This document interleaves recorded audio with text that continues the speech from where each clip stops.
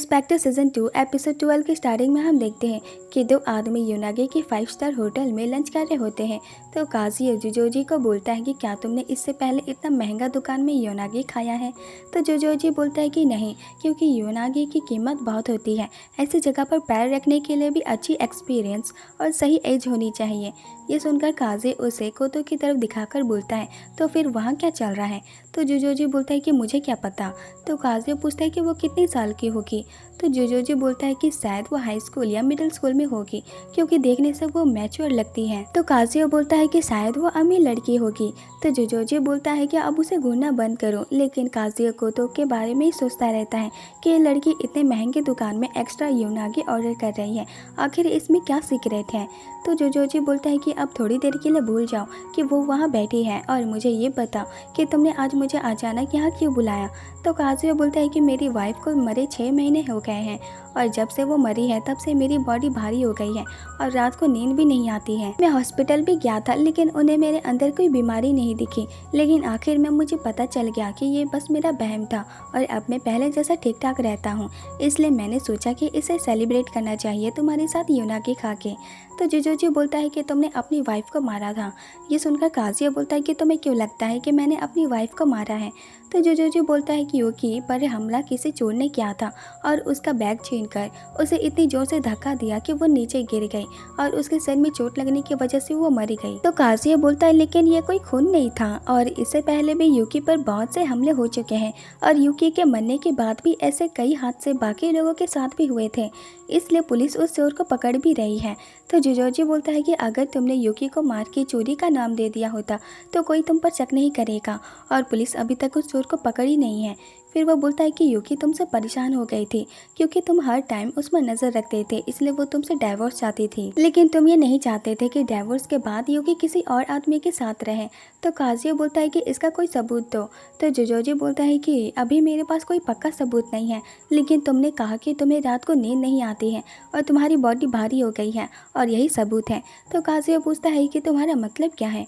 तो जोजोजी बोलता है कि तुम्हें इतना गुस्सा आता है कि तुम्हें खुद पर काबू नहीं रहता, इसलिए तुम उस चोर को ऐसे ही जाने नहीं देते जिसने यूकी को मारा। तुम्हारे अंदर बदले की आग होती, लेकिन ऐसा कुछ ही नहीं हुआ और तुम्हें उस बात से परेशान होने की ज़रूरत नहीं कि यूकी अब किसी और से शादी कर लेगी, लेकिन किसी को तुम पर शक ना हो इसलिए तुम दुखी होने का नाटक कर रहे हो, लेकिन अंदर से तुम बहुत खुश हो।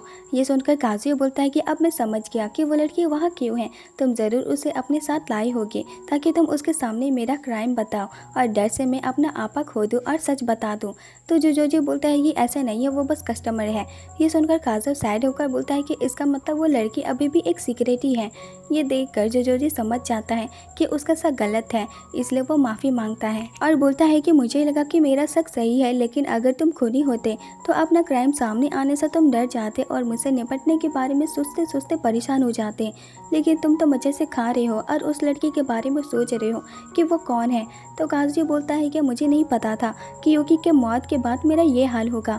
तभी हम देखते हैं कि कोतो वहाँ से चली जाती है और वो दोनों उसे देखकर अभी भी यही बोल रहे होते हैं कि आखिर वो है क्या। फिर नेक्स्ट सीन में काजियो वापस जा रहा होता है, तभी वहाँ कोतो आती है और बोलती है कि मुझे आपसे कुछ बात करनी है। तो काजियो पूछता है कि हाँ बोलो, क्या बोलना है। तो कोतो बोलती है कि क्या सच में आप खुद को पुलिस को सरेंडर करने जा रहे हैं क्योंकि आपको अपनी वाइफ को मारने का अफसोस है। ये सुनकर काजियो शॉक हो जाता है कि इसे कैसे पता। फिर वह अपने मन में सोचता है कि मैंने अपनी वाइफ को इसलिए मार दिया ताकि वो किसी और से शादी ना कर ले।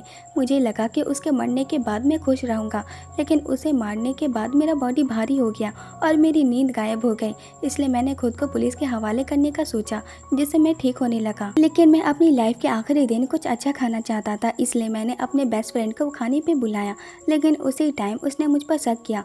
जिस दिन मैं सरेंडर होने जा रहा था मैंने उस टाइम सोचा कि मैं जोजोजी को सब कुछ सच बता दूं, लेकिन फिर मैंने सोचा कि जब उसे बाद में पता चलेगा तो ज़्यादा मज़ा आएगा। फिर वो कोतो को बोलता है कि मैं अब समझ गया कि तुम एक डिटेक्टिव हो, इसलिए तुम यूनागी की दुकान में मुझ पर नज़र रखने आई थी और तुमने मेरे घर में एक माइक्रोफोन लगाकर मेरे बारे में सब कुछ पता किया है। तो कोतो बोलती है कि ऐसा नहीं है और उस दुकान में मेरा आना एक कोइंसिडेंस था और जब मैं यूनागी खा रही थी तब आपकी वाइफ ने मुझसे हेल्प मांगी थी। आपने कहा था कि यूकी के मरने के बाद आपकी बॉडी भारी हो गया था क्योंकि यूकी का भूत मरने के बाद आपसे चिपक गया था। और हाँ, आपकी वाइफ ने ये कहा है कि उनका आपको छोड़ने का का कोई इरादा नहीं है, चाहे आप पुलिस को सरेंडर ही क्यों ना कर दो। इसका मतलब अगर आप सरेंडर करेंगे तब भी कोई फ़ायदा नहीं है, इसलिए जैसे आप जी रहे हैं वैसे जीते रहिए।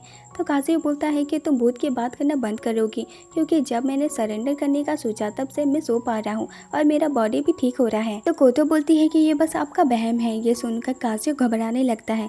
तो कोतो बोलती है कि अभी भी आपकी बॉडी भारी हो रही है ना। तभी काजी को पूरा महसूस होता है कि उसकी वाइफ उसके ऊपर आके बैठ गई है, जिससे वो बहुत डर जाता है। तो कोतो बोलती है कि आपकी वाइफ ने यह भी कहा है कि आप इतने अच्छे इंसान नहीं हो जिसे अपने किए पर अफसोस हो, और वो उस बात से बहुत गुस्सा है कि आप खुद को एक अच्छा इंसान समझते हो। ये बोलकर कोतो जाने लगती है। तो काजी उसे रोककर बोलता है कि तुम भूतों को देखकर सुन सकती हो, है ना। फिर वो कोतो से पूछता है कि मुझे एक आखिरी बात बताओ कि तुम उस दुकान में क्या कर रही थी। तो कोतो बोलती है कि आज रात में और मेरा बॉयफ्रेंड एक साथ रहने वाले हैं, इसलिए मुझे जितना हो सके उतना स्ट्रांग होना होगा। इसलिए मुझे योनागी की सबसे पहली दुकान जो देखी उसमें चली गई, क्योंकि योनागी का यूज़ अच्छी प्रेगनेंसी और सेक्स लाइफ के लिए होता है। और योनागी तो लड़कों का टेस्टिकल जैसा दिखता है और ये लवली कपल को भी दर्शाता है। मुझे कहना पड़ेगा, अब मेरे अंदर गर्मी बढ़ रही है और मुझे ऐसा महसूस हो रहा है कि आज रात तो बहुत मजा आएगा। ये बोलकर कोतो चली जाती है और ये सुनकर काजू एकदम शॉक हो जाता है कि ये कैसी अजीब लड़की है। फिर नेक्स्ट सीन में कुरो काम कर रहा होता है, तभी वहाँ कोतो आती है कुरो को लेने के लिए। फिर वो कुरो को काजू के बारे में बताती है।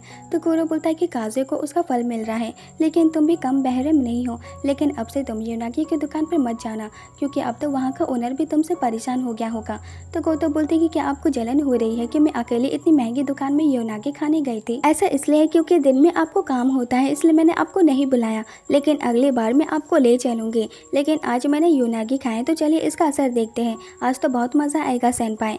और यहीं इंस्पेक्टर सीजन 2 खत्म हो जाता है। वीडियो अच्छा लगा तो प्लीज़ चैनल को सब्सक्राइब कर दीजिएगा और कमेंट में बताना कि क्या आपको बॉयज़ लव एनिमे देखना है। फिर मिलते हैं नेक्स्ट वीडियो में, तब तक के लिए सायोनारा।